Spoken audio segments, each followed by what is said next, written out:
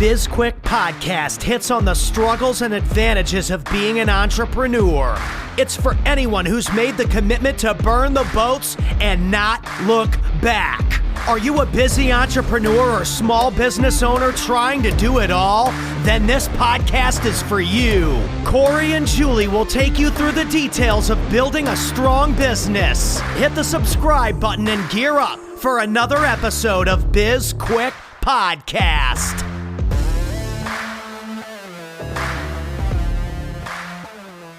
Hey everybody, welcome to BizQuik. You got Julie and Corey here today. We're going to have authors and co-founders, Andrew and Sarah Kim. They are the co-founders of Culture and Strategy, and they wrote the book, The Left Brain Business Leader. I think I got that right. The Left Brain Leader. I think Andrew's the only one who wrote the book, though. I don't know. We got some mixed signals. We're not even really sure if Sarah's going to be on today. No, she's going to be on today. But we got some mixed signals and the bios that we got. So we'll figure that out when we get to the interview. But it should be a good interview because Andrew and Sarah are in alignment with us when it comes to being strategic with your business and building a culture, like having what they call that culture strategy that aligns with, obviously your culture and your brand, so that you can go from working in your business to on your business and all of those things that we always say here on this podcast.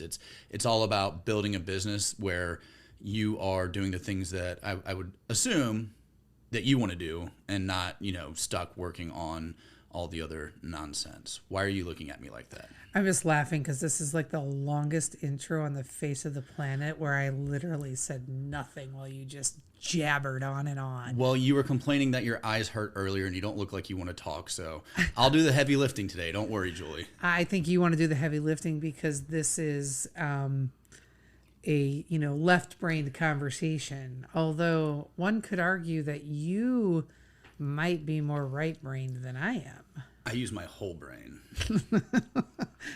On occasion.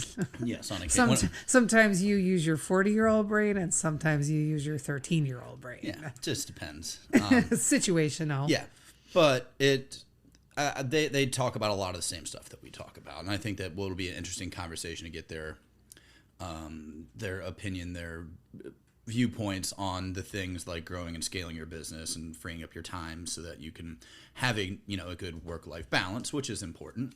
Yeah, I was actually just thinking earlier today about how strategy it's culture and strategy are so important, and I was thinking about them with respect to Cabo, and you opening the restaurant and how much that how much time we spent talking about and working on culture because, as Peter Drucker says, culture eats strategy for lunch, right? So if you're not defining and in controlling your culture, you really can't implement on a strategy. So I'm extremely interested to hear what Andrew and Sarah have to say about, culture and strategy together and how they look at it.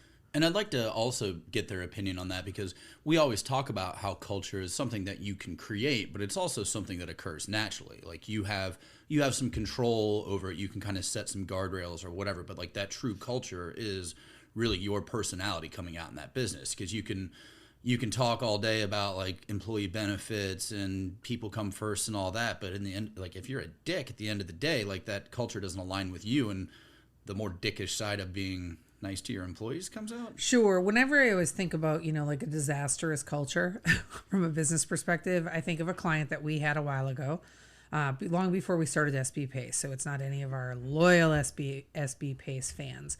This is somebody that we worked for before. And, they wanted this culture that was fun and engaging and collaborative. And they had the most dickish CEO on the planet who was a lunatic. And he pretty much, he had this very bad habit of letting an executive make a decision and then he would back channel to gain support to overrule that executive's decision. Even though he was the CEO, he liked to get co-signers to let him know that he was correct in wanting to do something different, and he would just demolish whatever strategy or plan had been put into place, and we watched it happen over and over and over again. And that might have been the most toxic environment we ever engaged in. And I thought to myself when we were both done there, like, that assignment could not have ended soon enough, because that culture was just crazy. And to change it would have taken, it would have been. Well, we were hired for different reasons. Oh, yeah, we weren't hired to help the culture. Well, yeah, but we were also hired for different reasons. And I'm pretty good at just putting my head down. Mm-hmm. So I didn't get wrapped up in all of that like you did. So, I became the therapist for everybody on the executive team. That's the nice thing about this face, is people don't approach you to talk. Well, I like to talk to you. Yeah, but it takes time to get to know me. Like, it's not, people aren't, so-and-so's not just going to walk up and start, bitching about whoever else. Yeah, that's because you always have your suit of armor on. You always have your fight face on, Corey. Well, I've got the perma-frown. You do. Yeah. You do. But it's the, when it comes to culture, and that's something that for any business where people just want to work there, it's a part of it is that the benefits, and not even talking about healthcare or bonuses or whatever. It's like free lunches on Fridays, or they go play paintball on the weekends, or whatever it is, like all of the things that go into it. But then it's just like the business has a personality of its own. Very much so. And that's, people are willing to work for less money or commute further or whatever it is, give up something in their life to have a better work life. Yeah. And not even work-life balance, like their life at work. Agreement. Yeah. Agreement. Nobody wants a sucky work life. Correct. Nobody does. All right. We should probably wrap up and bring in Andrew and Sarah. Can't wait to hear what they have to say. Great. We'll see you after the break. Listen up, BizQuik fans. Julie and Corey are launching 2 new group coaching programs designed specifically for aspiring entrepreneurs and small business owners. Small Business Startups is a 90-day program that will walk any aspiring entrepreneur through the steps required to launch a successful and solid business. The Small Business Accelerator is a 9-week coaching program that helps anyone with an existing business build a stronger foundation and create actionable goals to take their business to the next level. Check out both programs on our site under the services section, or click on the link in the show notes to learn more. Now back to the show. All right, everybody, and welcome back to the show. We've got a big surprise for us. It's just Andrew today, so there was a miscommunication, and Sarah will not be joining us, but we have Andrew Kim with us. Welcome to the show, Andrew. Thank you for having me, Corey. I'm looking forward to just sharing some thoughts with the audience. Yeah, we're looking forward to it as well. We on the front end of this, we started talking about obviously culture and work-life balance and that type of stuff, because that's some of the things that you talk about, and building that culture strategy, or strategy culture. I probably got that backwards, but because that's something that we're big on is building a culture and building a business in such a way that you can, the business, I don't want to say runs itself, but makes it easier for you to do the things that leaders should be doing. Oh, absolutely. And it's something that took me a while to learn along my own journey as a business owner and leader. When people talk about having a good organizational culture, oftentimes people want it. People think it's going to be great and fun. However, when it comes to actually doing it, that's when people stumble. In fact, I remember when I began my journey as a business owner and leader, I actually thought that business was all about processes and systems. And that's why the book is called Culture for the Left Brain Leader, because left brain folks tend to think in terms of systems and processes. Just a little bit about myself. I'm a periodontist and MBA by training. I own a rapidly growing business and tried to scale it. And there came a point when it almost all came crashing down on me, because we tried to grow a bit too fast with only systems and processes in mind, not the culture. It took that painful plateau, that painful hitting that brick wall, to get me to open my mind to the fact that there's more to business than what I had thought. It really took a culture transformation to really flip my situation around, because I was in a situation where I was doing well, and then we tried to grow a bit too quickly. What happened was that now with increased expenses, losing resonance with customers and employees, ended up in a situation where bleeding tens of thousands of dollars a month and not knowing when it was going to end. So that being said, it really took that mindset shift of focusing on the culture to really turn things around. And that's after doing that, that's where I did gain a desire to share the story. And what I did was I kind of reverse engineered what I had learned through kind of like MBA style systems and processes and compartmentalize it in the book.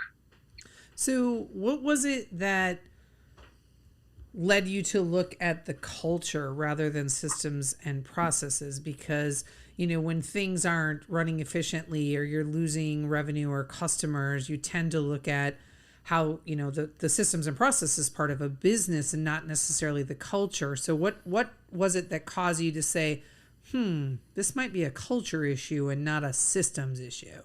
Well, that's a great question. And whenever I encounter challenges, you're right. I did look at the systems and processes. Whenever there were gaps, I introduced more systems and processes on top of that to try to plug it up. Didn't really help the situation. It really took my exhausting all my ideas. And that's when I actually began working with a coach / consultant who encouraged me to look at things from a different vantage point, more in terms of management and leadership. We didn't actually use the word culture per se, but on retrospect, after realizing what we had done, I realized that that's in essence what we did. So initially, I embarked upon it by reassessing some of the management and leadership principles, and it actually did take me that brick wall to really open my mind to it, because before I used to think that they were kind of fluffy and squishy topics, to be honest with you. So it did take that brick wall. It did really take another perspective. And at that point, I told myself, what do I have to lose? I tried everything else that I can think of. So let's give it a go. And that approach is something, the throwing more systems and processes at a problem is something that a lot of people do. Is if something's broken, you just add to it to hope that that's going to fix, instead of assessing the problem, finding the root cause, and addressing that. I'm going to put a bandage on it. I'm not going to fix the problem. And then, you're talking about those fuzzy and squishy things. And during the first part of the show, we were talking about, like, there's some of the tangible parts of your culture. And that's the things that, whether it comes to bonuses or things like that, help kind of show you that you appreciate your employees. But then there's also, like you said, the fuzzy and squishy, those intangible things that just come through training and working with managers and just building a culture. And that's the hardest part of building a culture. Yes, it is actually a very multi-threaded approach to it. And that's what a lot of people, at least in terms of those who talk about culture, they tend to discuss it in a very single-threaded manner. And almost in a way where if we just lean in and be vulnerable and care for our team, that alone is going to take care of it. Well, there's actually more to it than that. And that's actually what we talk about in the book. In fact, I find that there's actually 3 typical root causes to all this. The first one is actually if there is a widespread distrust or wounds, and oftentimes organizations that do have challenges with that does have that going on, we have to address that first before we try to do any of the other fancy gimmicks. And that actually entails a few things that we have to address. First of all, we have to reassess how we approach management and leadership. And that may involve reassessing how we approach those everyday moments. Like, for instance, when something gets escalated to you, how do we approach it? Do we just simply default at telling people what to do? Because I know that's what I did. It did solve the issues on the short term, but what I quickly realized, actually not quickly, it took me a while to realize that it didn't solve things in the long term, because people were always dependent on me to have the answers. It didn't give room for development of people. And when there wasn't room for development of people, the relationship between the leader and their team doesn't develop. And also the engagement and retention doesn't form either. Because especially in today's business landscape, loyalty and retention means a lot, right? So culture is something that can definitely help with that. Well, loyalty and retention are pretty much non-existent at this point for many, many companies, right? And loyalty, I think, is more centered to people, right? So if, for example, I own a company, which I happen to, and if we, had a bunch of employees, people would be more likely to stay if they were loyal to me than loyal to the company. But I think loyalty is a lost art for many people. They don't know how to build loyalty, and most people aren't loyal, especially not to like big companies, nor should they be in my opinion. I think you mentioned it very well. People are loyal to people. And even so that encourages us as either managers or leaders to build that relationship with our team members. And besides that, at least in terms of the employee experience, even within larger companies, it is that direct manager, the one right above them, that tends to make up the largest portion of the employee experience. So that being said, you're right. It's not about the name value of the company. It's about who their manager is and how they showed up to work and what type of environment they made for their team members. And when you have that culture, the right culture, you're going to attract the right people to your business. And one of the things you talk about is getting rid of like that micromanagement attitude, which is something that I just do not understand. People who want to make every little decision. Like when I'm managing people and they come to me with the tiniest things, I'm like, you figure it out, or we're going to have a different talk, because I don't need to make that decision for you. But they probably come from either they're idiots and I need to fire them, or B, they come from an environment where it was like they're now afraid to make a decision because they don't want to get reprimanded if they make the wrong decision. God, I'm scanning in my brain anytime that I come to you with small decisions. I don't think I do it often. So. But I give you a hard time whenever you do. So you do. I just want to involve you in the important things. I know. Anytime you bring, I'm like, I think you can figure this out on your own, Julie. And you know what? That reminds me of a quote that if we give complex instructions, it tends to give rise to simple-minded behavior. That means that if we're delegating with all the permutations in mind, what tends to happen is that because they don't know all the angles, it leads to a very one-dimensional approach of actions. However, if we actually approach it from providing simple instructions and with repetition, consistency, and discipline, then it tends to give rise to complex behaviors in terms of getting things done. And that comes in the form of engagement, and that also comes in the form of being able to conceptualize their own solutions. Because one thing I've come to realize is, sure, I could probably come up with a more elegant solution myself. However, because it was my idea, they don't know it inside and out. And when curveballs get thrown at them, and it will, when curveballs get thrown at them, they tend to freeze.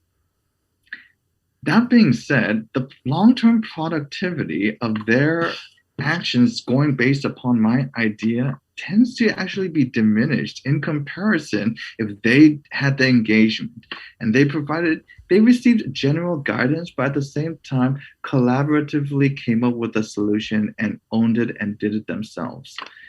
One thing I've come to learn and notice is that they tend to be able to pivot very well. In the long run, I find that to be a much more long-term sustainable form of getting work done. in a way that's healthy for the work environment. And at the same time, it's enjoyable. Interesting. So what's the relationship between engagement and culture? A lot. Engagement is one of the key things that differentiates top companies versus not. I guess one can say mediocre companies.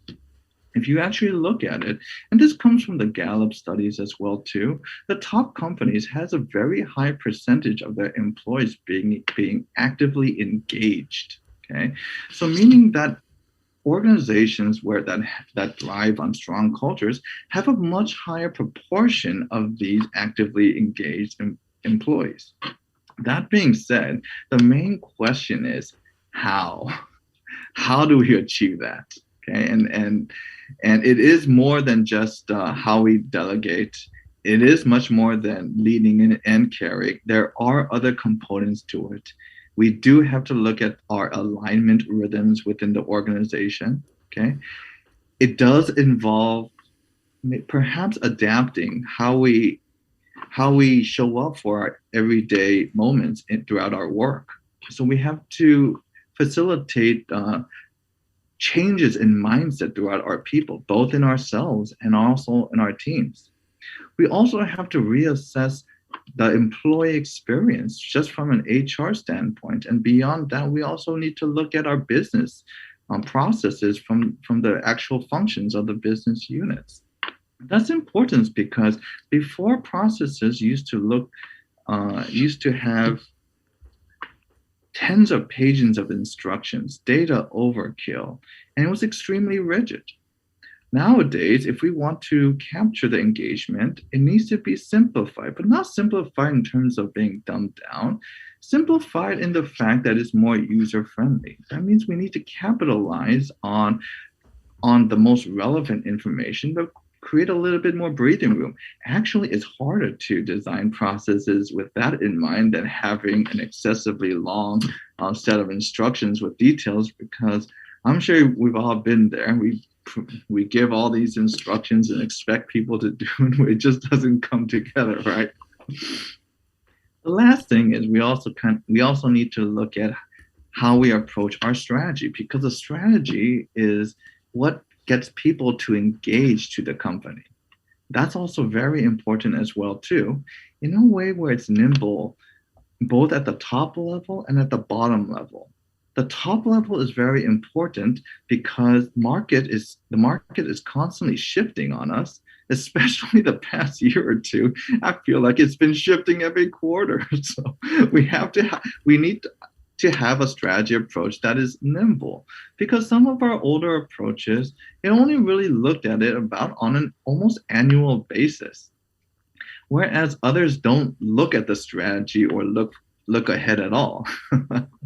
So long story short, culture is a multi-threaded, multifaceted approach to actually get right. It is more than just some of the quote unquote subjective and squishy topics.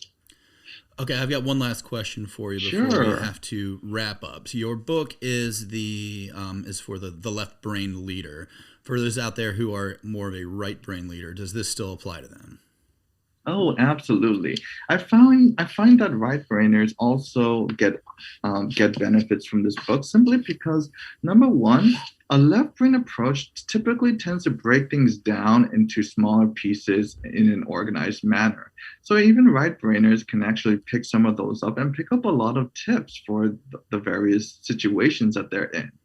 Besides that, actually, the bigger benefit that I've seen right brainers get is that they also work with left brainers in their company as well. And sometimes they get confused at how they process the world. So it gives an opportunity to understand where they're coming from, perhaps speak in a language that they can understand to all get on the same page.